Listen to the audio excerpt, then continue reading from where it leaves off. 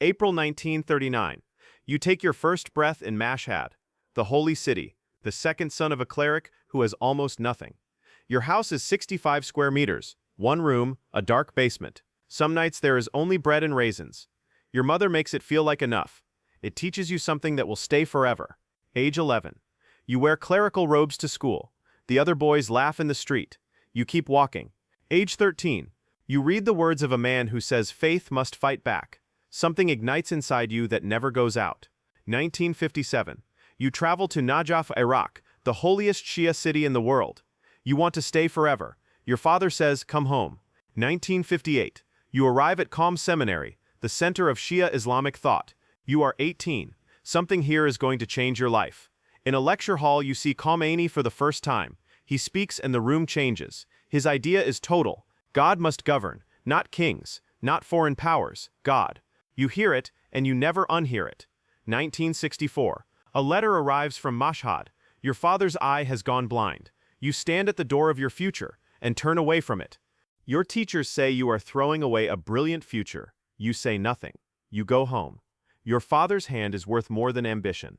The Shah rules Iran with foreign backing. You begin organizing quietly, teaching, speaking in small rooms to young men who are ready to listen. The first arrest, Savak, comes before dawn. You know they are coming before they knock. 6 arrests, 6 times. They think they can break you. You come back each time the same man. They exile you to Iranshar, the desert. 3 years of heat and silence. You study. You write. You wait. 1978. The protests are everywhere now, too large for anyone to stop. You return. January 16, 1979. The Shah boards a plane. He never comes back. The revolution has already won. February 1st. Khomeini lands. Millions fill the road from the airport. You are in that crowd. February 11th. The monarchy is finished. The Islamic Republic of Iran is born. Everything begins now. You help build the IRGC, the force that will protect the revolution. You are there at its creation. Every Friday you speak to hundreds of thousands. Your voice carries across all of Tehran. June 27th, Saturday. You walk into a Buzar mosque for your regular lecture. Hundreds are waiting. A young man places a tape recorder on the desk in front of you. You look at it. Something feels wrong. It whistles. Then the world ends for 1 second, and you are still in it. Your right arm will never move the same again. For 44 years, it stays at your side. A mark, a wound, a reminder that you survived. You are elected president of Iran. 8 years. The entire time war. Saddam's forces inside your borders. You visit the front lines.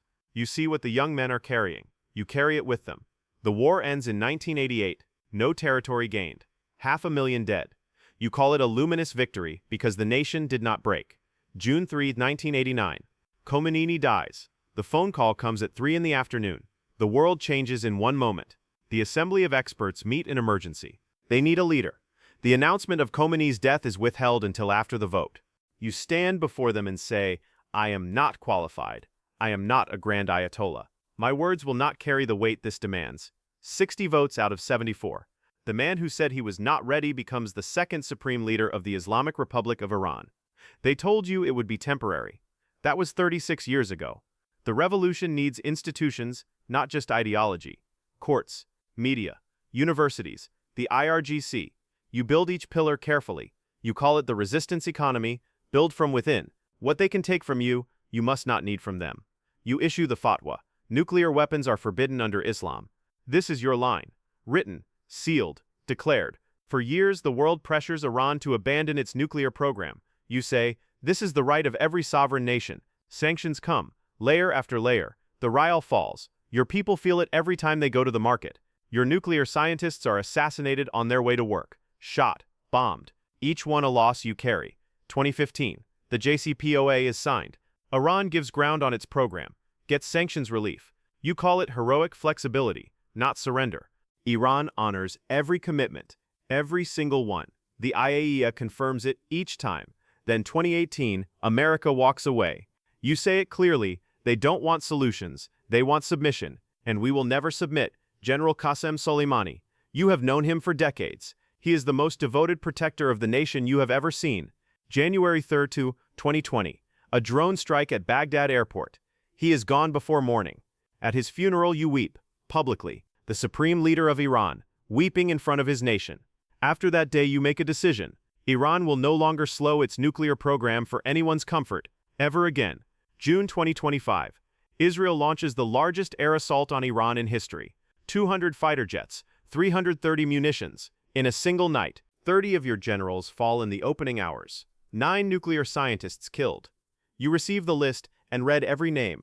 Iran responds, every night, missiles, because that is what was decided. The nation does not stay silent. Then America joins, 30,000-pound bombs on Fordo, Natanz, Isfahan, the whole world watching. A girls' school in the south is struck, 85 killed. You receive this news separately from the military reports. It is different. 61 Syrians die in the 12 days. When the ceasefire comes, you tell the nation, we are still here. After the war, the rial collapses. Inflation hits 52%. Khamenei reads the economic reports alone at night. The numbers are not abstractions to him. Each one is a family. December 28, 2025. The shopkeepers of Tehran's Grand Bazaar close their iron shutters and walk into the street. In days it spreads everywhere. Tehran, Isfahan, Mashhad, Ramadan, universities, streets, everywhere. The chants are not asking for reform this time. They are asking for the end of the system itself. January 3rd, you speak. Rioters must be put in their place. The words leave you. Their consequences will not. The crackdown comes. The internet is cut. The world outside can no longer see inside. Thousands die. Thousands die. It will be the mark that history puts on these years.